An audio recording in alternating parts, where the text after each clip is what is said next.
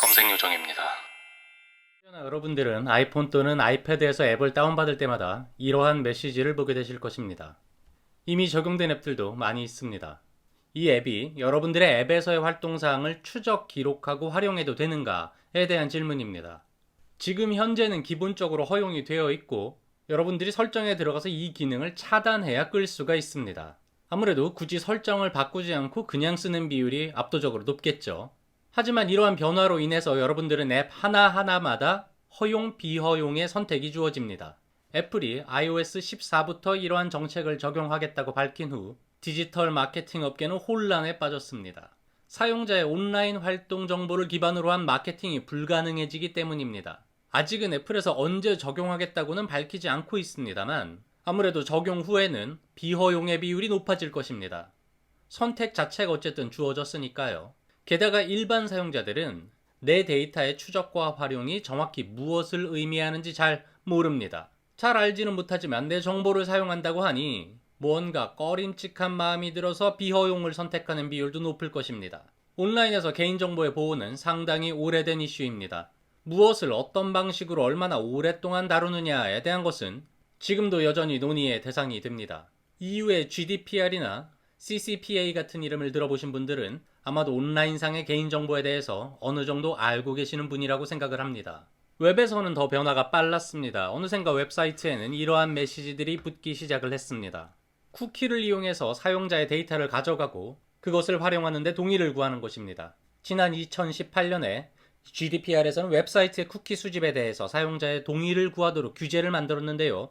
적용 후 30일간 실시한 조사에 따르면 76%의 사용자가 배너의 반응 자체를 하지 않았고 쿠키 정보의 공유를 허락한 사용자는 고작 11%에 불과했다고 합니다. 60%의 사용자가 맞춤 혜택과 광고를 위해서 자신의 온라인 활용 정보를 공유할 의향이 있다라고 답했다는 딜로이트의 조사 결과도 있습니다만 전문가들은 웹에서 최대 20%의 사용자들이 쿠키를 허용할 것으로 보고 있습니다. 모바일에서는 허용과 비허용의 비율이 모두 높아질 것으로 전망이 되는데요. 웹에서는 쿠키 안내창을 무시할 수 있지만 모바일에서는 허용 또는 비허용 이 둘 중 하나를 선택해야 하기 때문입니다. 모바일에서는 30% 최대 40% 정도의 이용자가 정보 공유를 허용할 것으로 전망하고 있습니다. 많은 이들이 애플의 이러한 행보에 대해서 긍정적인 평가를 내리고 있습니다. 일부에서는 역시 사용자의 정보를 보호하는 데 앞장서는 애플이라며 칭송까지 하는 이들도 있습니다. 하지만 애플이 이러한 행보를 보인 데에는 작년에 있었던 EU에서의 제소가 원인이라는 시각도 있습니다. 애플에서 현재 사용하는 사용자 데이터 획득 및 활용 프로세스에 있어서 문제의 소지가 있다는 것이죠. 물론 사파리에서는 이미 변화가 있었고 구글 등 다른 대기업들 역시 변화의 과정에 있기는 합니다.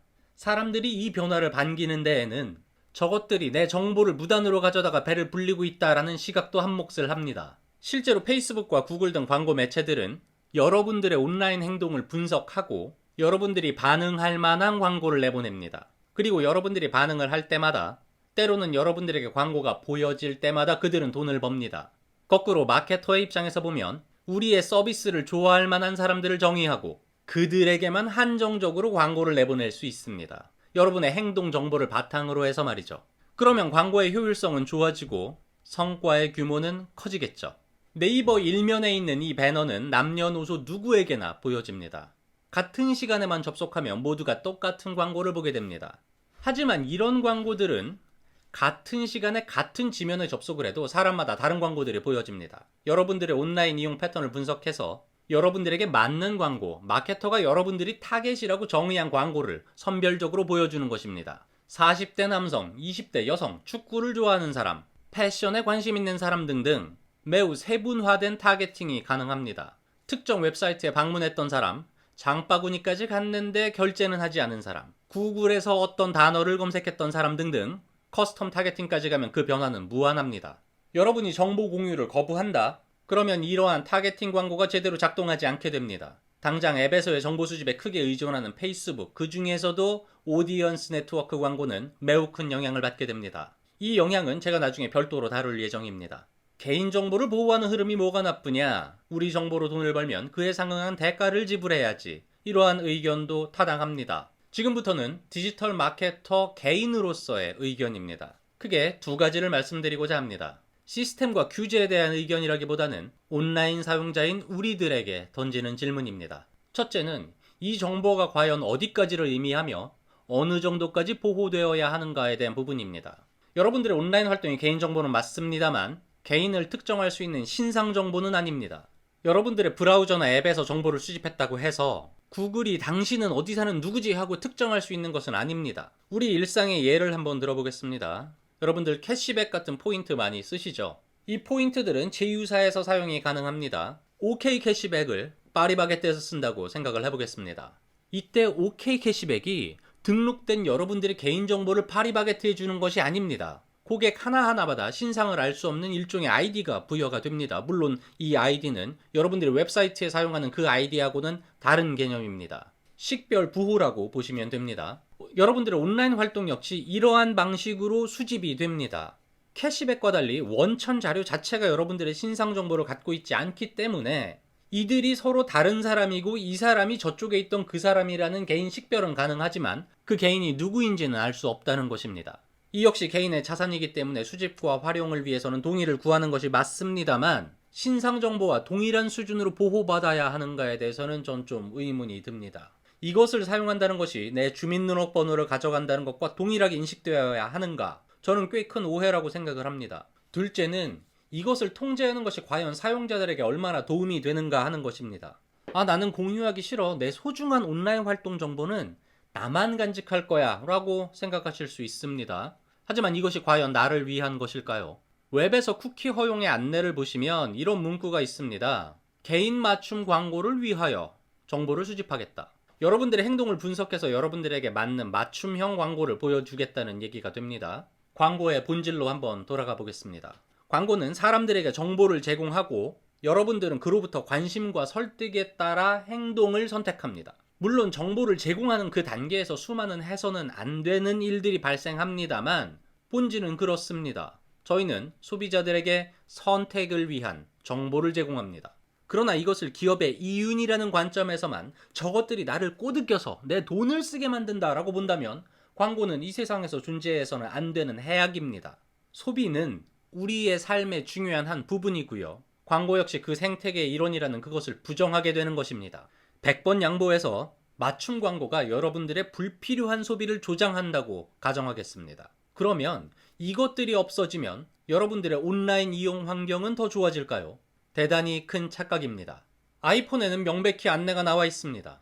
정보 제공을 거부하고 맞춤형 광고를 받지 않는다고 해서 광고의 숫자가 줄어들지는 않는다고요. 한마디로 여러분들에게는 같은 수의 더 연관성 없는 광고들이 보여질 것입니다.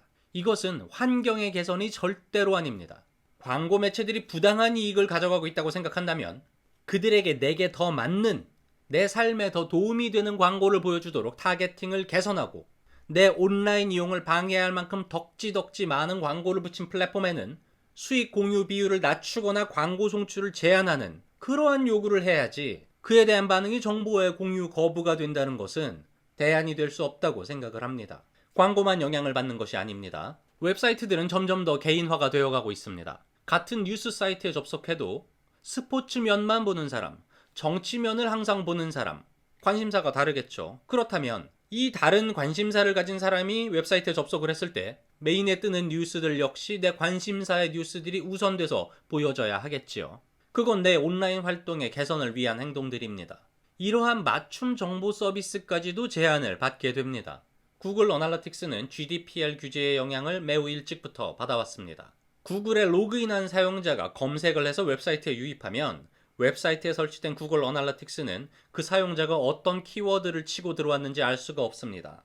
Not provided라고 찍힐 뿐입니다. 모바일에서 구글의 활용도가 점점 더 높아지고 있고요. 모바일 기기에서 구글에 기본적으로 로그인된 사용자가 늘어나고 있습니다. 따라서 Not provided의 비중은 점점 더 높아지고 있지요. 기업은 사용자의 웹사이트 유입 패턴을 보면서 사용자의 성향을 파악하고 마케팅 활동을 기획합니다.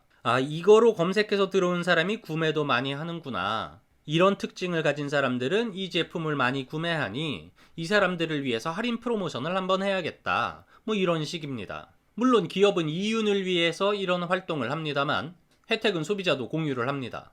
이러한 활동들을 막는다는 게 과연 누구를 무엇을 위한 일인지 생각해 볼 필요가 있습니다. 학교 다닐 때 그런 농담을 많이 했습니다. more evil이니 less evil이니 거의 뭐 같은 커리큘럼을 듣는 PR애들이 광고 쪽 애들을 놀릴 때 쓰는 말입니다. 저희 스스로도 그런 말을 많이 하긴 했습니다. 논란이 되는 광고도 많고요. 인간애를 망각한 듯한 그런 캠페인들도 있습니다. 하지만 기본적으로 마케터들이 소비자를 뜯어먹고 이용할 대상으로 보는 것이 아닙니다. 이해하고 존중할 상생의 대상으로 저희는 보고 있습니다. 저희도 이 광고주, 이 보고서를 벗어나면 한 사람의 소비자일 뿐입니다. 여러분들의 마케팅 그리고 광고를 보는 시각이 저희가 여러분들을 보는 시각과 같기를 희망합니다. 검색요정이었습니다.